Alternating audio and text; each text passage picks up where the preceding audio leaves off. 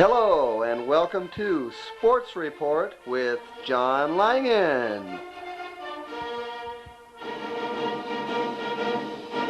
where we'll be bringing you the greatest hits, the greatest runs, and sometimes the greatest errors of the Kearney's Pub softball team. We'll be talking about the game, we'll be showing some highlights, and we'll be having a heck of a lot of fun.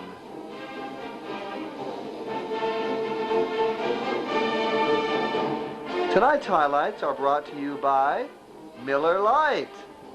It tastes great, it's less filling, and one of these days they're going to explain to us what the heck they're talking about when they say that. We'll be back with Johnny in just a minute.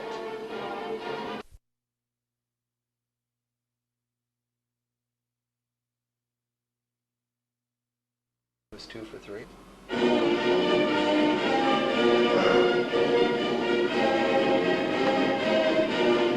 Hi, welcome back to the show. Just a minute, please. Hey, I don't know about you, but I can only take so much Aggie music, and that's it. Now, is it just me, or does the Aggie War Hymn sound kind of like the Yogi Bear theme? You know, Yogi Bear is smarter than the average bear. You know, I think it's the same song, isn't it? Well, anyway. Welcome to the show, and, well, Kearney's Pub is now 2-0. We played a solid game last night. Good defense, timely hitting, and excellent team management. Not to mention personal hitting. Don't worry, we'll talk about that, and you will get to see all the Johnny highlights, just like I promised you last week.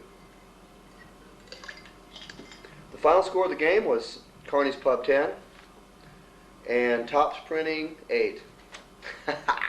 Too bad, Tops. But they were really a good team. They had a lot of line drive hitters.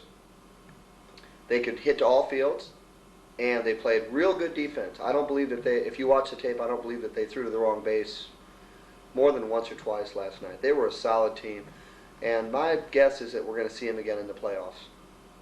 Anyways, let's go ahead and run down the individual stats for the game. David Handlovitz was 2 for 3. Gerald May was 1 for 3. Randy Callis was 0 for 3. Too bad, Randy. He wore the collar, but he did pitch a really good game. He pitched a good game last night. David Beach, 2 for 3. Dean Orts, 2 for 3. Tommy Anderson, 3 for 3. Tommy continues his excellent hitting for our team. Greg May, 2 for 3. Louis Bellina was 1 for 3. David Gray was 0 for 3. So Dave wore the collar again. Don't worry, he'll come around for playoffs. I know you will, Dave. Dave, I know you will. You have to. By the way, he'll be batting 11 next week. Johnny Langan was 3 for 3 with a couple real key hits. Don't worry, you'll get to see him. Rod Classy was 0 for 1, and Sean Hecker was 0 for 2. So Sean wore the collar again. Overall, we had 16 hits, 32 at-bats for a team batting average of 500. And just looking back at the last 2 weeks, we're batting over 400. We're batting about 450 for the year, so we're pretty much right where we ought to be. If you look at the game, well, we're going to show you some highlights here in a minute, so we'll get to them. The highlights you're going to see are 3 hits by me. You're going to see David Beach's throwing a guy out at the plate. You're going to see Dean making a real nice play at second base. And you're going to see Gerald's triple, which was a real key hit in the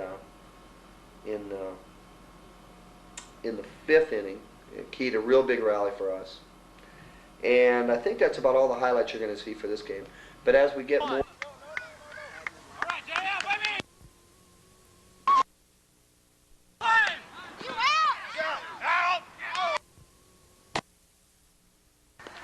Wheeling, yeah! Come on, Wheeling! Come on, Wheeling! Yeah! Hold it! Yeah.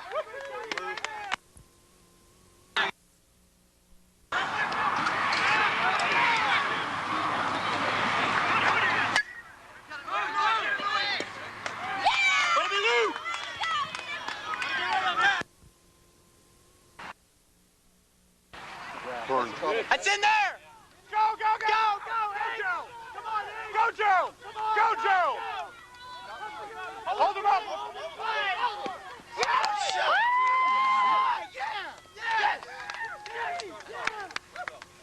Come on! You hit like that. That's my baby brother. I don't believe it. Good night, John. Good night. All right, baby. Come on, Johnny, swing the bat. They're like a Jedi master. Lightsaber. Nice hit. John's not Vince hit swinging the chip sweet over to stick. the brother. Nice time.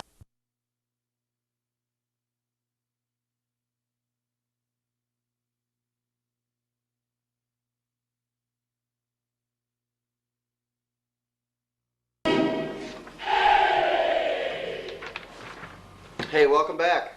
And thank you to the Aggie Band. That's enough, fellas.